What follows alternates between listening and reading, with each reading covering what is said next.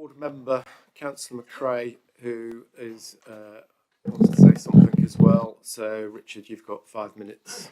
Yeah, thank you. I think a lot of the stuff is what I'm going to read, probably repeating what the residents have said, but I'll read it as we wrote it anyway. So I'm speaking tonight on behalf of local residents of Church Street, Northwood Street and Manor Avenue, who have asked me to raise their objections to this application. Let me be clear, the residents are against the proposal. They have made their views known to me in no uncertain terms, and I am here to make sure their voices are heard.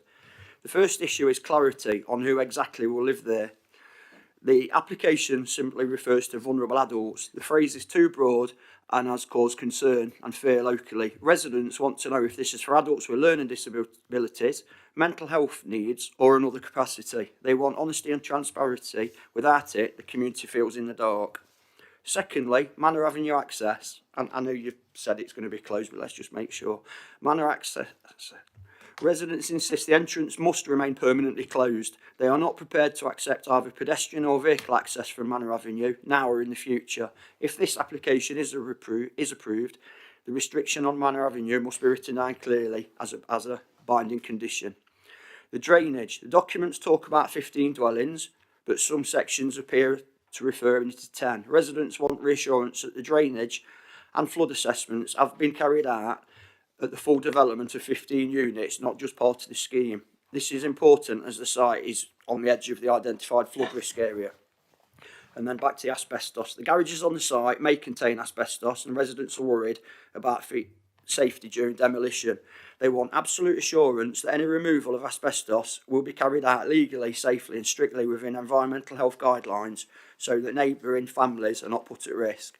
And finally, that the great concern about the new access road off Church Street. The road is already heavily used. Vehicles often travel at speed and it can be difficult and dangerous to cross.